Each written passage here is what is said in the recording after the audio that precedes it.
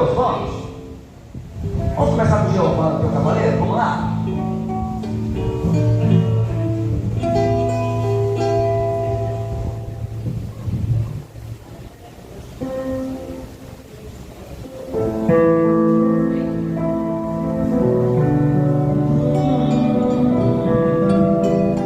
Se Deus é por nós, quem será contra nós, não é verdade? Ele é o nosso guarda de Israel, nosso protetor, nosso Salvador.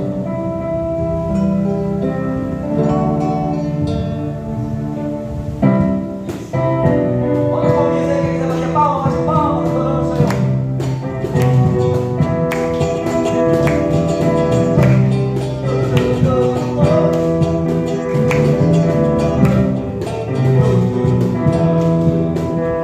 Jeová é o teu cavaleiro, e na boca para vencer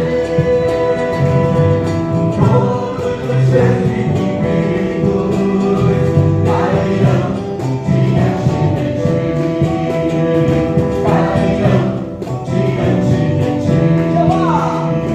Jeová é o teu cavaleiro, e na boca para vencer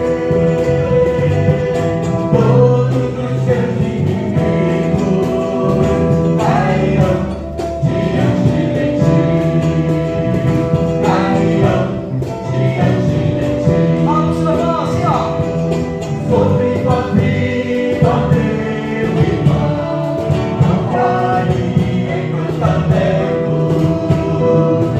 Sobre tua vida, meu irmão, está a bênção do Senhor, a força dos teus opressores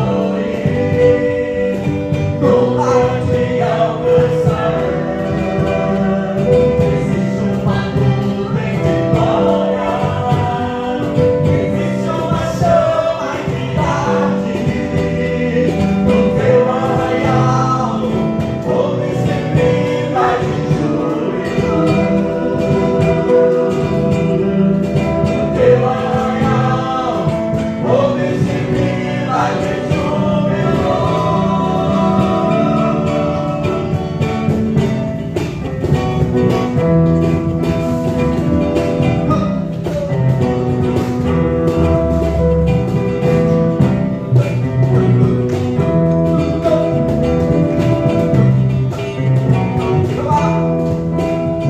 Jeová é o teu cavaleiro,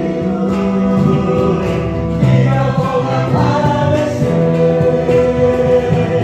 todos os seus inimigos cairão diante de ti, cairão diante. Sobre tua vida, meu irmão, sobre tua vida, meu irmão, não vale encantamento. E a proteção do Senhor sobre a vida, meu irmão, está a bênção do Senhor, a força dos seus opressores nunca te alcançará. Existe uma nuvem de glória, existe uma chama que arde no teu arraial, ouve-se vivas de júbilo. No teu arraial, ouve-se vivas de júbilo. No teu arraial, ouve-se vivas de júbilo. No teu arraial, ouve-se vivas de júbilo.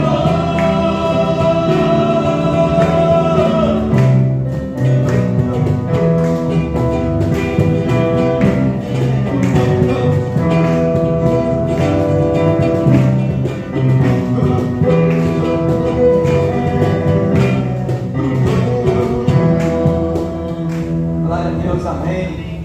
O arraial do Senhor essa noite é essa casa, casa de louvor e adoração ao Senhor, casa de oração, essa casa é chamada também, onde nós lemos, ouvimos e aprendemos da palavra do Senhor, para guardar em nosso coração, amém? Vamos cantar a tua palavra escondida?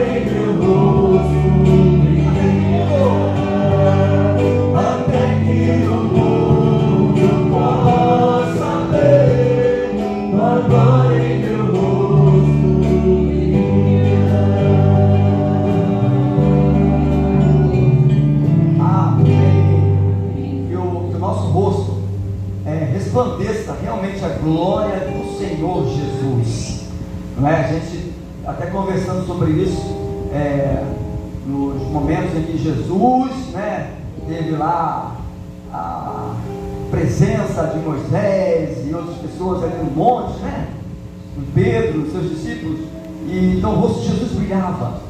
E lá também Moisés, quando desce do monte, o rosto dele brilha, porque a presença do Senhor traz brilho ao teu rosto, traz alegria, representa alegria, porque a alegria no Senhor é o que pra gente? É a nossa força. Nós somos fortes em Cristo Jesus. Amado, vamos falar agora, nosso tema é a nossa divisa, tá bom? Cadê? Eu quero bola. No poder do Espírito vamos completar a missão. Vamos lá?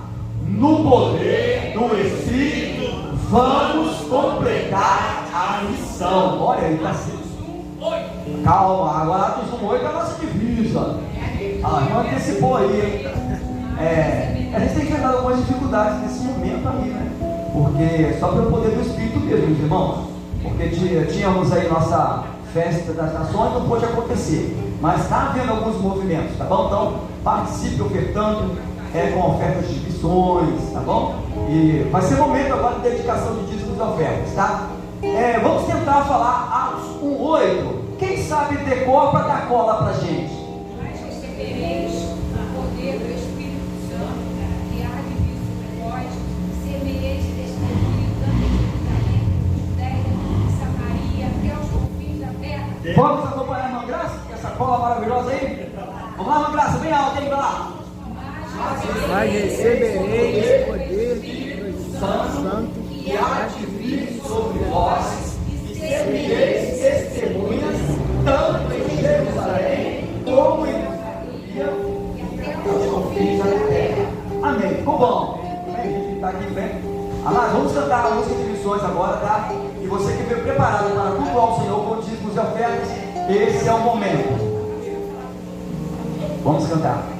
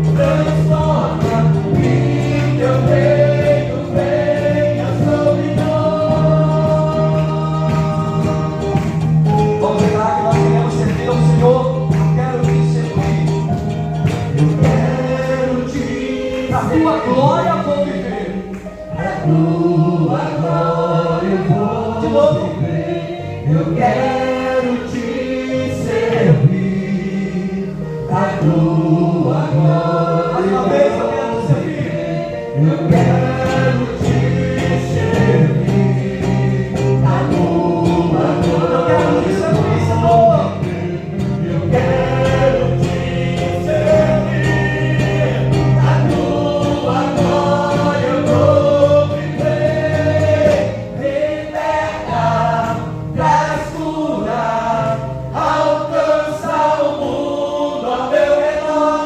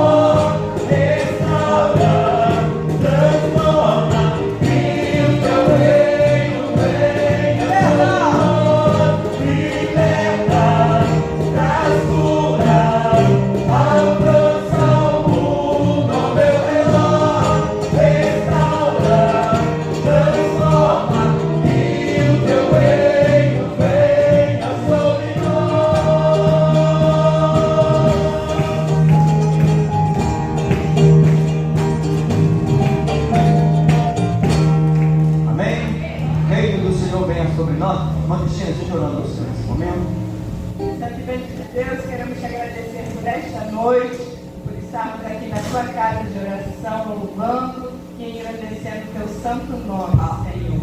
Obrigada, Deus, por cada irmão, cada irmã que está aqui conosco, Senhor. Que o Senhor também possa estar abençoando aqueles que não puderam vir e o Senhor conhece os motivos de cada um, Senhor. Ó Deus, ainda clamamos a Ti por aquelas pessoas que estão sofrendo devido ao temporal, devido às chuvas, ó Pai. Que o Teu Espírito Santo possa estar consolando, confortando, Senhor, e que eles também sejam supridos, ó Deus, naquilo que eles precisam, Senhor Deus. Continua abençoando a nossa igreja, abençoando os irmãos, ó Deus, que foram fiéis nos seus dízimos, nas suas ofertas, Senhor, e por missões mundiais também clamamos a Ti, Senhor, pelos nossos irmãos missionários que estão espalhados no mundo, Senhor, levando a Tua palavra, o Teu Evangelho, que eles possam ser, ó Deus, renovados a cada dia, Senhor, por Ti, abençoando assim cada local, cada campo que eles estiverem, os povos ali sejam alcançados pelo Teu amor e a Tua misericórdia, Senhor. Louvamos por tudo e Te agradecemos no nome precioso de Jesus. Amém.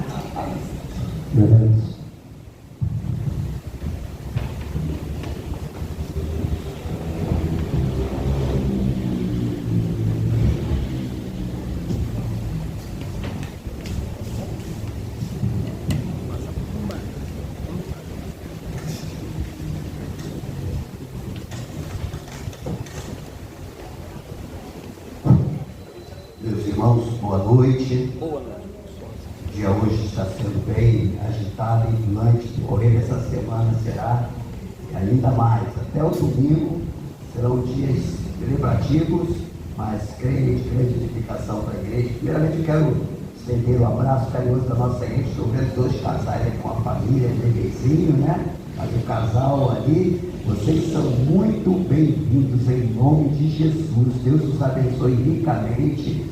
Ebenezer, que é o retrato da nossa igreja de simpatia, já está aí dando um abraço carinhoso em você. Aqui ela tem também, Ebenezer. E vendo que é só Ebenezer. Oi? Ah, suas filhas da irmã. Ah, que bacana. Legal. Tomara que vocês gostem muito da gente. A nossa expectativa é essa, né? Diz que alguém disse aí que a impressão, a boa impressão começa nos primeiros 15 minutos, né? Vocês já tiveram a impressão mais ou menos que a gente começou com bastante atraso, né? Mas isso aí não é costume não, não é rotineiro não. Hoje aqui a coisa ficou bem atropelada.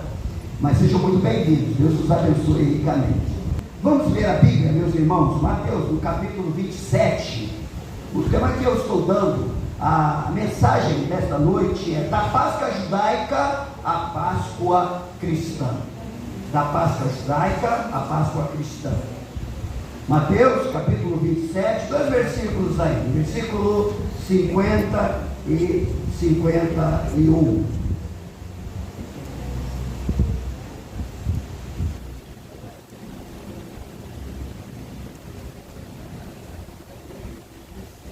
Eu estou usando a versão Almeida atualizada, revista, ou Almeida revista e atualizada. Jesus, chamando outra vez, ou clamando outra vez, com grande voz, entregou o Espírito. Eis que o véu do santuário se rasgou em duas partes, de alto a baixo. Tremeu a terra, fenderam-se as rochas. Vamos orar. Seu Deus, mais uma vez nós agradecemos ao Senhor a oportunidade, o privilégio que temos de nos reunirmos aqui para te adorar, prestarmos culto ao Senhor, nosso reconhecimento: Tu és o único Deus, vivo e verdadeiro, santíssimo e digno de toda a honra, de toda a glória. E nós estamos aqui com essa finalidade. Pedimos ao Senhor que agora o Senhor abra o nosso entendimento. O Senhor nos ajude a compreender coisas que são importantes para o desenvolvimento e aplicação da nossa fé. que aquilo que aprendemos possamos também transmitir a outras pessoas, como é da tua vontade. E desde já agradecemos ao Senhor em nome de Jesus. Amém. Amém. Páscoa, porque estamos na semana da Páscoa. Então é por isso que eu entendo a relevância deste nosso momento de meditação. A Páscoa é uma festa de característica judaica, Pascha ou Pecha, como alguns traduzem ou se identificam lá com o original. E a Páscoa judaica é uma festa de característica religiosa e que relembra a saída do povo hebreu ou do povo de Israel do Egito.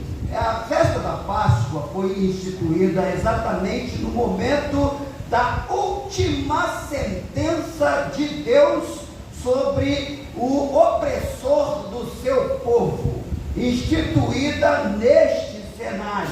Então, o que foi? A primícia do Egito, ou seja, os primogênitos, morre, o cordeiro pascal também é sacrificado e o seu sangue é aspergido sobre o umbral de cada porta israelita, e na casa onde há o sangue derramado na porta, o anjo de Deus não ceifa a vida.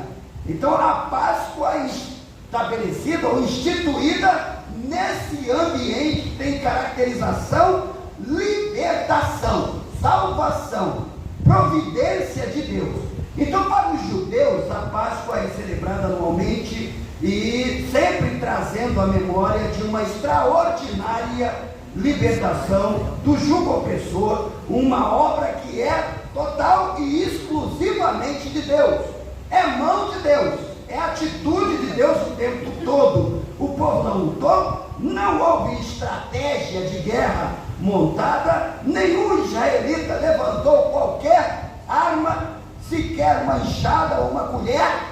O povo apenas estava submetido à orientação e ao poder de Deus.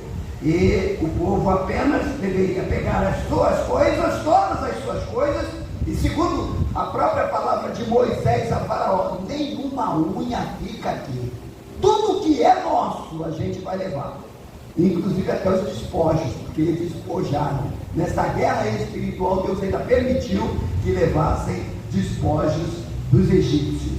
Levaram tudo o que haveriam de levar, e ao comando do seu líder, e ali Moisés, o povo deveria caminhar para fora daquele país. Então, o judeu contempla a terra de Canaã, onde fixou a sua residência, e celebra a Páscoa com o reconhecimento de que Deus cumpriu tudo o que prometeu, nada faltou. Isso caracteriza poder e fidelidade. O Deus de Israel, o nosso Deus, é Deus todo-poderoso e fiel. Tudo o que Ele promete, Ele cumpre. Glória. Amém. Então, ao longo dos anos, independente do seu significado maior, tornou-se uma festa agora tradicional, faz parte da tradição dos judeus, e com todo o ritual celebrativo desta festa, não é? A alimentação que é instituída e determinada pela lei mosaica para o cumprimento dessa festa, tudo tinha que acontecer. Uma tradição que agora incorpora a cultura judaica. E os judeus, eu penso, que não concluíram o seu sentido mais significativo. A Páscoa jamais deveria somente significar o livramento de Deus das mãos dos egípcios. Isso aí foi um sinal, isso aí foi um tipo de libertação, algo que deveria significar uma ação infinitamente mais significativa e que seria mais adiante. Então, seria assim um grande sinal de que possuía um sentido espiritual e salvífico. Minha primeira pontuação aqui, meus irmãos, é a respeito de uma transição que é feita pelo Senhor Jesus Cristo. Então, na ceia do Senhor, então acontece o processo desta transição. O que antes era apenas uma festa tradicional dos judeus, agora toma um outro caráter que os cristãos vão se apossar, vai fazer parte da sua cultura, da sua forma de entender a intervenção de Deus na história da humanidade. Então, é a Páscoa cristã, não é? Há alguns que defendem, mas os cristãos não têm Páscoa, quem tem Páscoa é judeu, né? O que os cristãos têm é ceia do Senhor, que devem praticar todas as vezes que fizerem em memória de Jesus Cristo. Está errado, cristão, mas é a nossa Páscoa, porque Páscoa vai significar libertação, vai significar intervenção de Deus. Então os cristãos têm sim a sua Páscoa. E claro, a Igreja Católica Apostólica Romana incluiu no calendário ocidental, o calendário domiciliano, essa festa como o Natal e outras festas de característica cristã, não é? E nós celebramos todas as vezes que nos reunimos em nome de Jesus, a ceia do Senhor. Mas pastor, então a Páscoa dentro do nosso calendário, para que serve? É uma festa cristã, não tem mais poder do que a ceia do Senhor que nós realizamos, e nós aproveitamos esta data de calendário para pregar a salvação de Deus em Cristo Jesus. Então, na ceia do Senhor acontece esse processo de transição. Lá no cenáculo, aquele lugar onde Jesus reuniu o seu quadro mais íntimo de discípulos, o Senhor então estabelece qual a finalidade da celebração da Páscoa. Jesus delibera que todo o sentido dessa festa judaica se conclui nele mesmo. Ele é a verdadeira Páscoa. Então, a partir do que estava para acontecer em alguns instantes. E Jesus está no momento da transição, utilizando de dois elementos que participam da festa da Páscoa dos judeus: o pão e o vinho. Então ele pega o pão e usa como um símbolo que os discípulos deveriam prestar muita atenção. Pega o pão e diz: isto aqui é o meu corpo, repartam entre vocês. E então cada um foi tomando parte daquele pão que o próprio Senhor deu na sua mão. E logo após, depois de comerem aquele pão, Jesus então pega o seu cálice e diz: tomai e bebei, isto é o meu sangue. E todos os discípulos tomaram do cálice dele. Então aqui já há um símbolo, é o meu corpo, o meu sangue, e representando ali pelo pão e vinho o significado da nossa apropriação espiritual pela fé, ou seja, crendo que a obra de Cristo é suficiente para libertar o homem e salvar o pecador, perdoar os seus pecados. Então, como lá em Mateus, no capítulo 26, versículo 28, uma nova aliança passou a ser constituída, não a partir de sangue de animais, o sangue de cordeiro, ovelha, mas ali se procedia com o próprio sangue de Cristo para a remissão dos pecados.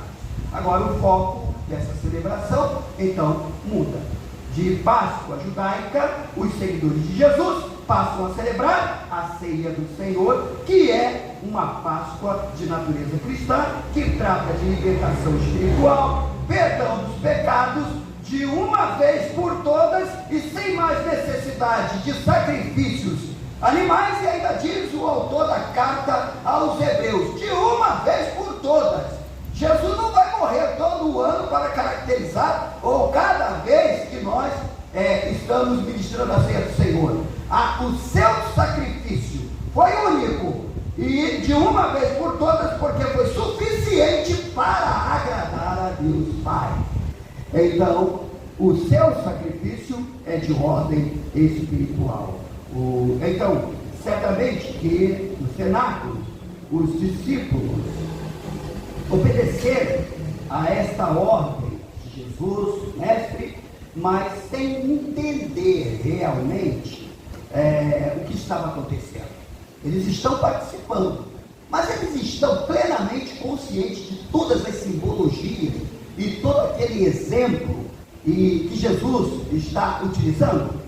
Eles estão acostumados a praticar a Páscoa judaica. Então eles estão acostumados a comer carne assada de cordeiro. Eles estão acostumados a beber vinho na celebração da Páscoa. Eles estão acostumados a cortar pão e comer pão sem fermento e com aquelas ervas, alosna, sei lá, polvo, alguma coisa que caracterizasse o que a Páscoa significava. Mas Jesus agora está trazendo um novo significado, e sem entender para eles, possivelmente o discurso de Jesus deveria ser até macabro, que ele está falando: vocês precisam comer a minha carne, vocês precisam beber o meu sangue. Um negócio meio esquisito, não é? Os próprios romanos, na medida em que queriam acusar a igreja do segundo e terceiro século por conta do seu grande crescimento, uma das acusações que eram feitas aos cristãos é que eles eram antropófagos. Eles comiam carne humana e bebiam sangue. Isso se referindo ao quê? Justamente a prática da ceia. Mas a ideia era estar criando alguma situação para incriminar os cristãos, e isso custou caro aos cristãos, né? Então, em princípio, essa ilustração que Jesus está usando pode significar para os apóstolos ali algo bastante extravagante, e simbolizados aí pelo pão e pelo vinho. E ainda que criam que Jesus era o Messias, eles estão convencidos disso, e que uma nova página na história de Israel estava sendo virada por ele. As implicações das palavras do Senhor estavam muito obscuras para eles ali naquela ocasião, no cenáculo, mesmo com profecias que de certa forma possivelmente eles já conheciam. A profecia de Isaías capítulo 52, finalzinho do capítulo 52, Isaías capítulo 53, todo o capítulo 53, Jeremias capítulo 31, que vai fazer referência ao Messias, o seu sofrimento e toda a sua passagem no mundo. E então, ainda que tivessem possivelmente esse conhecimento, não saberiam estar concatenando as ideias ali. A outra observação que é importante nós estamos considerando aqui, meus irmãos, é o que preservamos a memória de quê? Então, nós somos chamados aqui a preservarmos a memória do sacrifício na cruz. A Páscoa cristã é isso, é olhar para a cruz e o Cristo crucificado. Então, o texto que nós lemos de Mateus, no capítulo 27, os versículos 50 e 51, aqui em Mateus está descrevendo os últimos momentos de vida de Jesus. E em outros textos, ele também conclui declarando: está consumado. Pai, em tua mão entrego o meu espírito. E então vem a expirar, morrer. Então, nesta sua morte, nós estamos identificando diante do momento em que o Cordeiro de Deus é sacrificado no altar mais horrendo e vergonhoso que se possa conhecer. O ser levantado no madeiro era a exposição mais impiedosa e contundente para quem não tem o direito de viver em sociedade, por ser um ser amaldiçoado. Quem deveria ir para a cruz? Os criminosos, os bandidos, aqueles que não têm direito de cidadania. Esses é que têm que morrer, não podem conviver com os homens. Mas lá em Deuteronômio, no capítulo 21, eu cito esses textos que algumas pessoas gostam de anotar, fazer as comparações. E se você achar por bem, Deuteronômio no capítulo 21, 2 versículos aí, versículo 23, 22 e 23 que eu anotei aqui, está registrado não apenas a vergonha, a questão da vergonha, mas a finalidade da punição. E o crucificado, então, testemunha contra si mesmo o tamanho da culpa do pecado que ele representa naquela posição. Por isso o texto sagrado diz: maldito aquele que for pendurado no madeiro. Já está descrito pelo menos 2000 anos antes da crucificação de Jesus. Jesus está indo para a cruz como um cordeiro sacrificado e que assume posição de quem realmente deveria receber a punição sobre o pecado. O que o Senhor quer que mantenhamos em nossa memória é a ideia, o entendimento, a convicção de um sacrifício que tem caráter redentivo, um sacrifício que tem caráter diante de Deus Pai, remidor, ou seja, Ele está assumindo o nosso lugar, aquilo que também pedagogicamente acontecia lá na hora do sacrifício, da confissão do pecado, porque Moisés, enquanto estava descrevendo, impondo a lei sobre o povo de Deus, instituiu o sacrifício de animal. Então o animal deveria ser levado por aquele que pecou diante do sacerdote, que é esse intermediador entre o pecador e Deus. O animal deveria ser puro, limpo, novo, o primogênito dentre os animais que porventura a pessoa que pecou possuía. E então esse levaria o seu animal e entregaria ao sacerdote, e o animal deveria ser posto sobre o altar, e então ele colocava a sua mão sobre o animal e ia declarando solenemente qual era a sua culpa, o seu pecado. Enquanto ele está com a sua mão sobre a cabeça do animal, ele está sendo degolado e o seu sangue está sendo vertido, ou seja, substituição. Ele não morre, o pecador não morre, quem morreu foi o animal. Então esse símbolo agora é transferido para a cruz de Cristo. Ele morre, morte de cruz, para que nós possamos viver. Esse é o sentido da Páscoa cristã. O seu sacrifício é aceito por Deus. Então, qual a importância disso? Se nós aceitamos o sacrifício de Cristo pela fé, melhor para nós. E quando é que nós aceitamos esse sacrifício? Pela nossa profissão de fé. Por que todo culto evangelístico nós convocamos pessoas a solenemente manifestar fé em Jesus?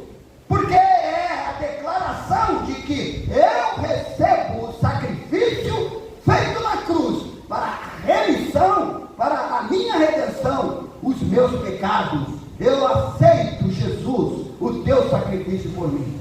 É uma profissão de fé. Com isso, nós estamos exatamente fazendo aquilo que Deus quer que façamos. Por quê? Para Deus, isso é suficiente. Não precisa mais qualquer outra coisa. É suficiente o exercício da fé. Nós aceitamos, porque Deus já aceitou, desde os projetos eternos, já tinha sido definido que Jesus viria e estaria estabelecendo este propósito de Deus, de salvação para a remissão, ou pela remissão de pecados.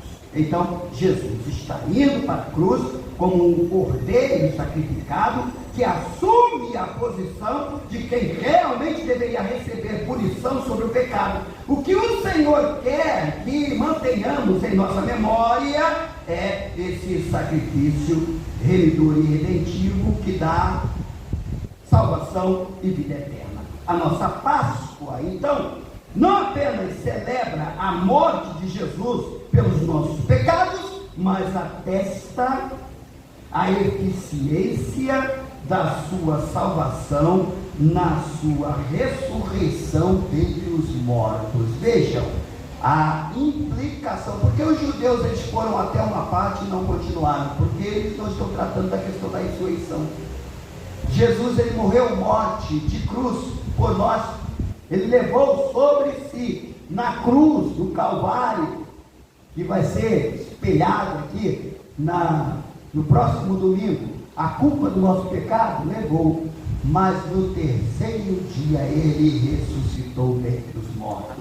Essa é a diferença da Páscoa dos cristãos para a Páscoa dos judeus. O cordeiro que era sacrificado sobre o altar, que derramava o seu sangue ali, morrendo para transferir a culpa do pecador para o animal, ele não ressuscitava. Ali morria e ele ficava por ali. E toda vez que o indivíduo pecava, deveria levar outro cordeiro lá para sacrificar, para morrer. E aquele animal que morria não voltava a viver. Mas o nosso Senhor e Salvador ressuscitou dentre os mortos. Aqui nós temos os dois fundamentos do cristianismo. A morte, fundamento, a morte de Jesus Cristo. Sem a morte de Jesus Cristo, não tem sentido a religião cristã, a fé cristã. Agora, a ressurreição também. Porque se Jesus só morresse, morreria como Siddhartha Gautama, como Maomé, como qualquer outro grande fundador das grandes religiões, Confúcio. Você morreria como qualquer um desses. Poderia ser um grande filósofo, um grande comunicador de mistérios ou algumas coisas diferentes da cultura popular. O que torna o cristianismo a única e verdadeira religião é Jesus Cristo, que ressuscitou dentre os mortos. E Jesus ressuscitou, então foi passivo de ser visualizado, ser tocado, contato pessoal, direto, por mais de 500 pessoas, como diz o apóstolo Paulo, e subiu aos céus. Então, se ele subiu aos céus, nós temos aqui uma garantia poderosa do propósito pelo qual ele veio a este mundo, morreu e ressuscitou. O caminho que ele está fazendo é uma garantia para nós, de que nós seguiremos. Por isso ele diz, eu sou o caminho. Então, ele subindo aos céus, nós subiremos com ele. Nós temos então o selo de garantia de que nós vamos seguir esse caminho, porque temos o selo do Espírito Santo. Nós temos a presença dele mesmo, uma presença da ordem espiritual que está em nós. Esse selo é um adaptador, um organizador, um melhorador da nossa vida enquanto estamos aqui na terra, para galgarmos essa posição, está infinitamente além deste modo de vida que a gente vive aqui. Então, o que é esse selo? É agente propulsor daquilo que é necessário para a vida de cada um dos crentes. O que é? Santificação. Sem a paz com todos e a santificação, porque sem a qual ninguém vê a Deus. Então, o que é isso? O processo da vida eterna começa com a morte de Jesus na cruz, continua pela ressurreição dele dentre os mortos, a nossa apropriação desta grande verdade e vivermos a partir dessa grande verdade, para então, quando chegarmos lá, possamos ter posse de tudo o que foi conquistado. Então, na sua Páscoa, Jesus morreu definitivamente para este mundo, mas retorna a ele com a corporificação glorificada e garantido o que foi conquistado para nós. A Páscoa de Jesus tem essa abrangência. Na sua ressurreição, ele está penetrando os céus e garantindo para nós que a eficácia de todo o seu trabalho também nos ressuscitará no dia dele. A nossa Páscoa celebra o quê? Libertação, perdão dos pecados, salvação e vida eterna.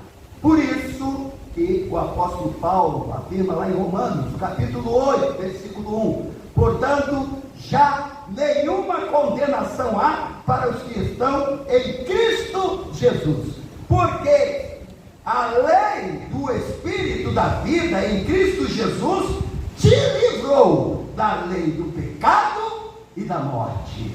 Não tem mais condenação. A Páscoa de Jesus é tão poderosa e eficiente que você que recebeu pela fé Jesus Cristo como o seu Salvador e Senhor já tem entrada garantida no céu de Deus. É coisa que Ele faz. Ele tem poder para fazer. Ninguém entra no céu de Deus pelos seus próprios esforços. O que cada um tem que fazer? Receber pela fé o sacrifício de Cristo. Então, meus amados irmãos, concluindo aqui, jamais devemos ter uma ideia reduzida da dimensão da nossa Páscoa, a Páscoa cristã. Devemos sim testemunhar que ela comprova o amor de Deus pelos pecadores e o seu desejo de salvar. Devemos celebrar com alegria e muita gratidão no coração pelo que Deus tem feito em nosso favor e viver a nossa vida aqui nessa terra de forma digna do Evangelho Santo que recebemos pela palavra de Deus na Bíblia. Devemos expressar em nossa celebração a nossa esperança eterna, pois a Páscoa para nós é celebração de vida eterna na presença do nosso Pai Celestial e o nosso Salvador Jesus Cristo. Então, irmãos, que compartilhemos esta nossa fé com alegria e devoção. A Páscoa cristã é para ser compartilhada. Então é por isso que a igreja, os irmãos, têm sido encorajados. Tragam os seus convidados para que eles contemplem essa nossa expressão daquilo que nós cremos. É uma mensagem pregada, uma mensagem musical, uma mensagem teatralizada, mas vai expressar exatamente o que nós entendemos que é a mensagem da parte de Deus para a salvação de todo aquele que crê. Então eu encerro esta palavra convocando a igreja a ser uma igreja evangelizadora, ser uma igreja que apresenta o Cordeiro de Deus que tira o pecado do mundo, a igreja que convida seus parentes, seus amigos não crentes para a mensagem do Evangelho. Para essa ocasião especial, para esse nosso momento de domingo, irmãos, vamos encher essa casa, porque muitos irmãos estão sentados aí, vão estar aqui, o seu lugar, como é que vai ficar? Não é? Então, todo mundo aqui, e cheio de banquinho vermelho, de poltrona vermelha, vazio, não pode. Então vamos convidar, vamos trazer pessoas e orando por elas, vamos interceder. Daqui a pouco nós vamos ter o nosso momento de intercessão. É no nosso culto a oportunidade que os irmãos se ajuntam para orar uns pelos outros. E aí, o que você deve fazer? Ore pelos motivos de oração que serão expostos aqui no seu grupo de oração. Mas ore por cada pessoa que estará aqui neste domingo para assistir o nosso musical. Que a mensagem toque no coração. Que percebam exatamente isso que nós aqui meditamos. Percebam Jesus Cristo, Cordeiro de Deus. O sangue que foi vertido na cruz do Calvário, o seu corpo que foi entregue à morte para a remissão dos nossos pecados. Que o Senhor nos abençoe e nos faça arder em alegria e grande convicção a respeito disto que o Senhor nos dá, a nossa Páscoa, a Páscoa em Cristo. Amém? Tão grandes estão perdoados, e a possibilidade que agora temos de compartilhar esta maravilha extraordinária que o Senhor Deus tem feito neste mundo. Ó Senhor nosso Deus, obrigado por Jesus Cristo, que veio a este mundo e morreu morte de cruz para a remissão dos nossos pecados. Nós cremos em Jesus, nós reconhecemos o poder do sangue que purifica a nossa culpa, que nos torna agora inocentados, justificados. Ó nosso Deus, e agora também cabe-nos clamar, suplicar ao Senhor, ajuda-nos a melhorar, perdoa-nos dos nossos pecados cotidianos, perdoa-nos, Senhor Deus, quando muitas vezes desviamos os nossos olhos por conta das paixões e da sedução deste mundo. Ajuda-nos, Senhor Deus, a mantermos o nosso foco, os nossos olhos fixos em Cristo Jesus, e não o abandonando, e não desviando nem para a direita, nem para a esquerda. Fortalece a nossa fé, não permita que o inimigo das nossas almas possa nos levar a desviar do teu propósito, Senhor. E desde já agradecemos por tudo que o Senhor Deus há de realizar através da nossa vida, para a glória do teu nome. Ó Senhor nosso Deus e Pai, oramos e agradecemos, oramos em nome de Jesus, o nosso Salvador eterno. Amém.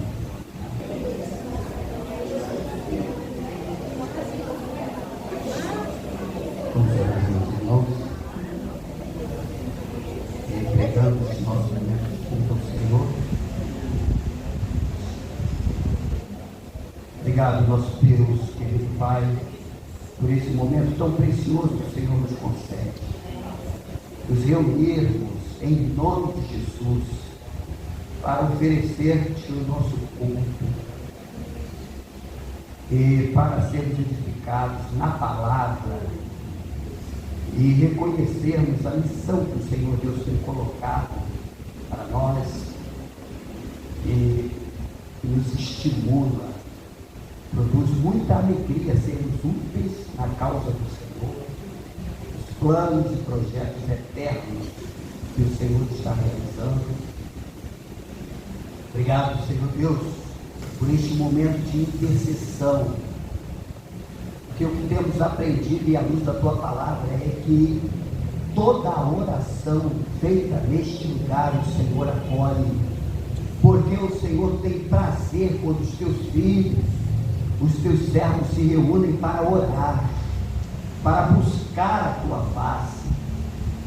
O Senhor gosta, se alegra quando nós confiamos ao Senhor os desafios, as nossas necessidades, o que nos toca, e nós aprendemos que o Senhor Deus, que é misericordioso, bondoso, ouve o nosso clamor, e no tempo certo e da forma certa o Senhor corresponde a tudo o que precisamos. Ó Senhor Deus, muito obrigado, porque o Senhor já tem respondido a cada oração feita aqui neste lugar. Bendito seja o teu nome, porque o Senhor cuida dos teus filhos. O Senhor tem nos tomado nos teus braços poderosos. Podemos esperar confiantemente do Senhor e saber que Tu tens se inclinado para nós e ouvido o nosso clamor. Agora, Senhor Deus, leva-nos para o nosso lugar, continua nos guardando, nos abençoando, e que o Teu nome seja glorificado através da nossa vida. Do amor de Deus, o nosso Pai, a graça do nosso Salvador e Senhor Jesus Cristo, a comunhão e as consolações do Espírito Santo seja sobre a igreja de Deus aqui abençoada. A igreja de Deus espalhada sobre a face desta terra, hoje e eternamente. Amém?